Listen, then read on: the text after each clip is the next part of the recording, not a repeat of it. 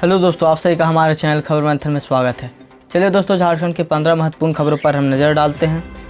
Chartered plane से अब लाए जाएंगे झारखंड से बाहर फंसे हुए मजदूर। जी हाँ दोस्तों, प्रवासी मजदूरों को झारखंड लाने के लिए प्रक्रिया काफ़ी तेज़ी से शुरू हुई है।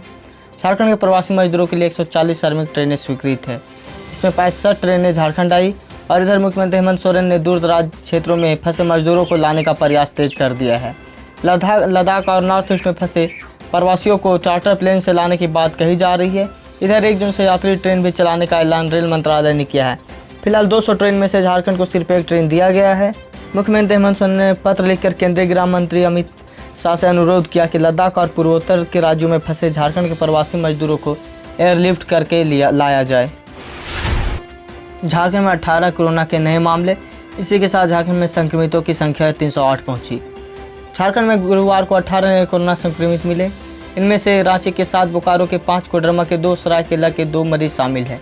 वहीं जमशेदपुर और गिरिडीह में से 1-1 संक्रमित मिले हैं। गिरिडीह को छोड़कर सभी 12 प्रवासी मजदूर बताया जा रहा है। झारखंड में अब तक कुल 308 कोरोना संक्रमित मिल चुके हैं। इनमें से 3 की मौत हो चुकी है, जबकि 129 मरीज स्वस्थ हो चुके हैं। झारखंड में कोरोना के मामले काफ़ी तेज़ी से लगातार बढ़ते जा रहे हैं। मैट्रिक इंटर की कॉपियों की जाँच शुरू हुई। जी हाँ दोस्तों, सरकार ने दी है इसकी अनुमति। राज्य में मैट्रिक और इंटर के परीक्षार्थियों की कॉपी जांच इस महीने शुरू हो सकती है। झारखंड एकेडमिक काउंसिल ने इसके लिए शिक्षा विभाग से अनुमति मांगी थी। विभाग ने इसका प्रस्ताव आपदा प्रबंधन विभाग को भेजा था। अब सरकार ने के स्तर पर इस कॉपियों की जांच की अनुमति दे दी गई है। और साथ ही हम आपको बता दें कि जैक में ने 20 मार्च को कॉपियों का मूल्यांकन शुरू किया था, लेकिन कोरोना संकट के कारण शिक्षकों ने पहले ही दिन इसका विरोध किया, जिसके बाद इसे स्थगित कर दिया था। लेकिन फिर से अब इसे इन कॉपियों की जाँच की अनुमति मिल गई है और साथ ही जून के अंत तक इसका रिजल्ट आ सकता है। मैट्रिक और इंटर का रिजल्ट जून के अंत तक जारी होने की संभावना है। पहले मैट्रिक और इंटर साइंस एवं कॉमर्स की रिजल्ट आएगी, उसके बाद इंटर आर्ट्स का रिजल्ट जारी किया जाएगा। झारखंड में स्विगी और जोमेटो ने शुरू कर दी शराब की होम डिलीवरी। खान पान ऑर्डर करने और घर सामान पहुँचाने ऑनलाइन सेवाएँ देने वाली कंपनियाँ स्विगी और जोमेटो ने रांची में शराब की होम डिलीवरी शुरुआत की है। अपने बयान में कंपनियों ने कहा कि वहाँ दूसरे राज्य में ऑनलाइन ऑर्डर पूरा करने और उसकी होम डिलीवरी के लिए संबंधित राज्य सरकारों से बातचीत कर रही है। स्विगी ने एक बयान में कहा कि रांची में घरों तक शराब की आपूर्ति का काम शुरू हो गया। राज्य के अन्य शहरों में 1 सप्ताह के भीतर यह कार्य शुरू होगा। बयान के अनुसार कंपनी दूसरे राज्य में ऑनलाइन ऑर्डर पूरा करने और उसकी होम डिलीवरी के लिए संबंधित राज्य सरकारों से बातचीत कर रही है। रांची से दिल्ली, बेंगलुरु, मुंबई और हैदराबाद के लिए शुरू होगी इंडिगो और एयर एशिया की विमान। तो जानिए फ्लाइटों का शेड्यूल। झारखंड की राजधानी रांची से दिल्ली, मुंबई, बेंगलुरु और हैदराबाद के लिए शीघ्र ही विमान सेवाएं शुरू होंगी। बिरसा मुंडा एयरपोर्ट से इंडिगो और एयर एशिया की सेवाएं जल्द मिलने वाली है। इंडिगो एयरलाइंस ने रांची से मुंबई और मुंबई से रांची एवं रांची से हैदराबाद और हैदराबाद से रांची तक का विमान संचालित करने का फैसला किया है। एयर एशिया के विमान रांची से दिल्ली और दिल्ली से रांची के अलावा बेंगलुरु से रांची और रांची से बेंगलुरु के बीच सेवाएँ देंगी। मुंबई और हैदराबाद के लिए इंडिगो एयरलाइंस के विमान हर दिन उड़ान भरेंगे, जबकि एयर एशिया के विमान सप्ताह में 4 दिन रांची और बेंगलुरु से विमान भरेंगे। 1 जून से रेलवे चलाएगा 200 ट्रेन। बिहार को 23 ट्रेन मिली, वहीं झारखंड को सिर्फ 1 ट्रेन मिली। कोरोना संकट के बीच रेलवे ने 1 जून से 200 ट्रेन चलाने का निर्णय लिया।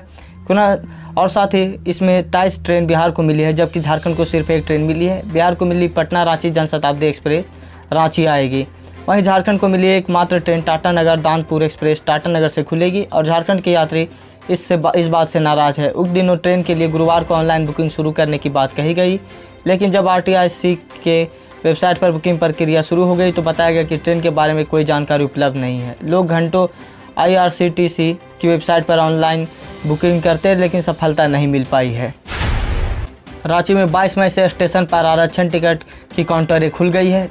रेल मंत्रालय ने यह सुनिश्चित किया है कि 22 मई से रेलवे स्टेशनों पर टिकट काउंटर की सुविधा उपलब्ध कर दी गई है। रेलवे सूत्रों से गुरुवार को यह बताया गया कि रांची रेल मंडल ने यह सुविधा 22 मई से निम्नानुसार उपलब्ध कराई गई है। रांची रेलवे स्टेशन पर आरक्षण टिकट प्राप्त करने के लिए 2 काउंटर खुले गए हैं। यह काउंटर 2 शिफ्ट में कार्य रहेंगे। हटिया रेलवे स्टेशन पर आरक्षण टिकट प्राप्त करने के लिए 1 काउंटर खुलेगा। यह काउंटर 2 शिफ्ट में काम करेगी। मुरी रेलवे स्टेशन पर आरक्षण टिकट प्राप्त करने के लिए 1 काउंटर खुलेगा। यह 1 काउंटर शिफ्ट में कार्य करेगा। सभी लोग अपना अपना आरक्षण टिकट प्राप्त करने के लिए उपरोक्त सुविधा का लाभ ले सकते हैं। प्रधानमंत्री नरेंद्र मोदी ने पश्चिम बंगाल को तत्काल 1000 करोड़ रुपए सहायता देने का किया ऐलान। प्रधानमंत्री नरेंद्र मोदी ने सुपर साइक्लोन अम्फान से प्रभावित पश्चिम बंगाल को तत्काल 1000 करोड़ रुपए की सहायता देने की घोषणा की है। इससे पहले शुक्रवार को प्रधानमंत्री ममता बनर्जी और राज्यपाल जगदीप धनखड़ ने साथ ही चक्रवात प्रभावित क्षेत्रों में इसका सर्वे किया और नुकसान का जायजा लिया। प्रधानमंत्री ने कहा कि चक्रवात को लेकर केंद्र सरकार लगातार राज्य सरकार के संपर्क में थी। नुकसान कम से कम हो इसके लिए दोनों सरकार इस पर भर प्रयास कर रही थी। इसके बावजूद 80 लोगों की ज़िंदगी नहीं बचा सकी। उन्हें मृतकों के परिजन को प्रति संवेदना व्यक्त किया गया। नरेंद्र मोदी ने कहा कि चक्रवात की वजह से कृषि, बिजली, आधारभूत ढांचे, व्यापार काफ़ी नुकसान हुआ है। इसे मद्देनजर रखते हुए केंद्र सरकार अब 1000 करोड़ रुपए तत्काल सहायता देने वाली है। प्रवासी मजदूरों के खाते में भी जाएंगे पीएम किसान स्कीम के 6000 रुपये, लेकिन कुछ है शर्तें। देश के करीब 10 करोड़ किसान के लिए बड़ा सहारा बनी प्रधानमंत्री किसान सम्मान निधि स्कीम का लाभ प्रवासी मजदूरों को भी मिल सकता है। इसकी शर्तें पूरी कर रहे हैं तो इसे या आपको 6000 रुपये खाते में दे दिए जाएंगे। खास तौर पर रेवेन्यू रिकॉर्ड में नाम और बालिग होना जरूरी है। अगर किसी का नाम खेती से कागजात में है तो उसके आधार पर वो अलग से लाभ हो सकता है, भले ही वह संयुक्त परिवार का हिस्सा क्यों ना हो। किसानों को डायरेक्ट मदद देने वाली पहली स्कीम परिवार का मतलब है, यानी पति और पत्नी, 18 साल से कम उम्र बच्चे। उसके अलावा अगर किसी का नाम खेती के कागजात में है तो उसके आधार पर वो अलग से लाभ दिया जा सकता है। मौसम विभाग ने दी एक बहुत बड़ी चेतावनी। मौसम को लेकर बहुत बड़ी खबर सामने निकल कर आ रही है। जी हाँ दोस्तों, मौसम पूर्वानुमान के तहत 22 से 26 मई तक रांची समेत आसपास के क्षेत्रों में आंशिक रूप से बादल छाए रहेंगे और गरज वाले बादल बनने की संभावना है। 27 मई को आसमान साफ रहेगा। मौसम विभाग के निदेशक डॉक्टर SD कोटाल ने बताया कि फिलहाल पूर्वी उत्तर प्रदेश में समुद्र तल ऊपर 0.9 किलोमीटर है। क्षेत्र में साइक्लोनिक सर्कुलेशन का असर है। मौसम पूर्वानुमान के तहत उन्होंने बताया कि 22 मई को राज्य के उत्तर पूर्वी भाग में और 23 मई को राज्य के उत्तर पूर्वी और दक्षिण पूर्वी भाग में, 24 मई को राज्य के उत्तर पूर्वी भाग में हल्की बारिश देखी जा सकती है। स्वास्थ्य मंत्री डॉक्टर हर्षवर्धन ने संभाला WHO के कार्यकारी बोर्ड अध्यक्ष का कार्यभार। का सबसे बड़ी चुनौतियां है कोरोना संकट। केंद्रीय स्वास्थ्य मंत्री डॉक्टर हर्षवर्धन ने शुक्रवार को स्वास्थ्य संगठन के कार्यकारी बोर्ड अध्यक्ष के रूप में कार्यभार संभाल लिया। उन्होंने जापान के डॉक्टर हिरोकी नकतानी की जगह ली है। डॉक्टर हर्षवर्धन ने जापान के डॉक्टर हिरोकी नकतानी की जगह ली। बीते मंगलवार को 194 देशों की विश्व स्वास्थ्य सभा द्वारा भारत को कार्यकारी बोर्ड में नियुक्त करने का प्रस्ताव पर हस्ताक्षर किया गया। WHO के दक्षिणी पूर्व एशिया समूह में पिछले साल सर्वसम्मानित से फैसला किया गया था कि भारत को 3 साल के कार्यकाल के लिए कार्यकारी बोर्ड को चुना जाएगा। झारखंड के अग्निशमन विभाग के मुख्यालय में लगी आग, कॉन्फ्रेंस रूम जलकर हुआ खाक।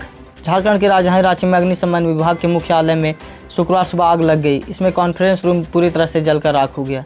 कई दस्तावेजें भी जलने की सूचना है। मुख्यालय परिसर में खड़े दमकल वाहनों में से आग काबू पाने की कोशिश की जा रही है। बताया जा रहा है कि राजेंद्र चौक के समीप स्थित अग्निशमन विभाग को मुख्यालय के ऑफिस में पैनल बोर्ड में शॉर्ट सर्किट की वजह से आग लग गई। विभाग के दूसरे तल्ले पर स्थित कॉन्फ्रेंस रूम पूरी तरह से जलकर राख हो गया। इसी तल्ले पर विभागीय कागजात और सामान भी थे जिसके जल जाने की सूचना है। फायर ब्रिगेड के मुख्यालय में आग लगने और परिसर में दमकल वाहनों के होने के बावजूद इतना अधिक नुकसान होने की वजह से विभाग की आलोचना हो रही है। दमकल विभाग ने इंजन पर काबू पाने की कोशिश में जुटे हुए हैं। गढ़वा के ट्रांसपोर्ट मजदूरों को घर पहुंचाने के लिए नहीं दिया जा रहा है बस, इस पर हो सकती है बड़ी कार्रवाई।